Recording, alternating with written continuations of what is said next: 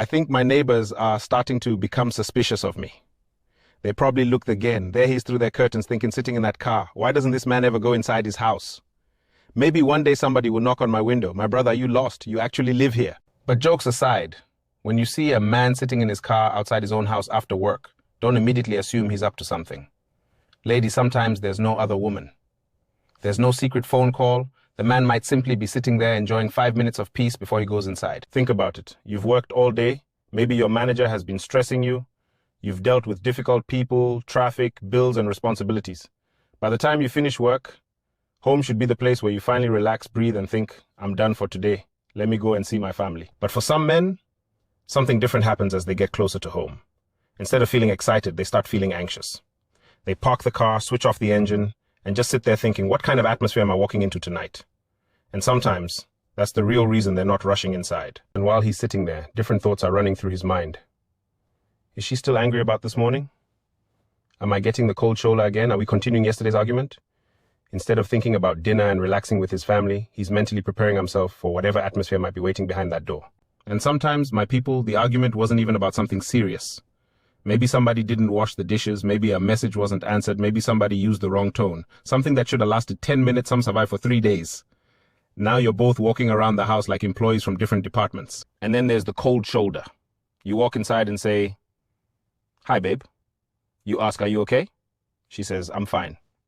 My brother, you know that "I'm fine" is not fine.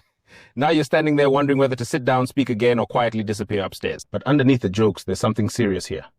When somebody regularly feels anxious about entering their own home, that's not healthy.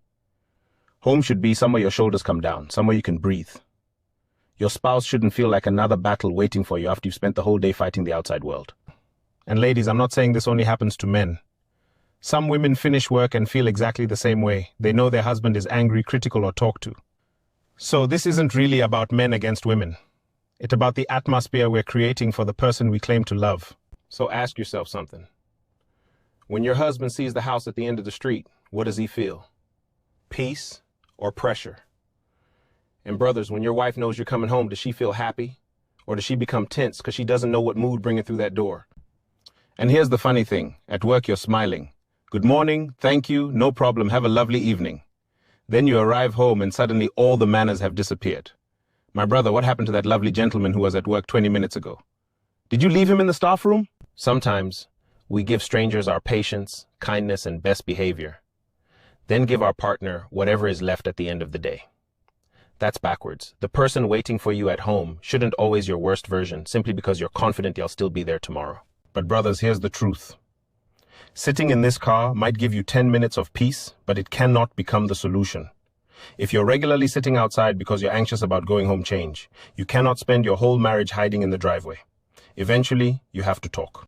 But don't walk through the door already angry and say, "We need to talk."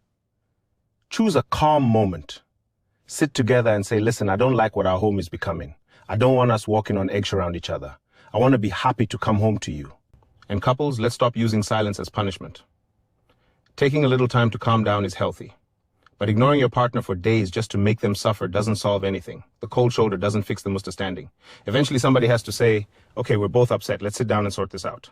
And sometimes you have to ask yourself, is this really worth 3 days of tension? My people, we're not negotiating a peace treaty between two countries. Sometimes somebody just needs to say, "I was wrong. I'm sorry." Then accept the apology, learn from it, and let the poor dishes rest in peace. At the end of the day, home doesn't have to be perfect. Couples will disagree, people will have bad days. But underneath all of that, your partner should still feel, "This is my person. I can breathe here." That's the kind of environment both husband and wife should work to create. And that responsibility belongs to both of you. Wife, ask yourself what atmosphere you're creating for your husband. Husband, ask yourself the same thing.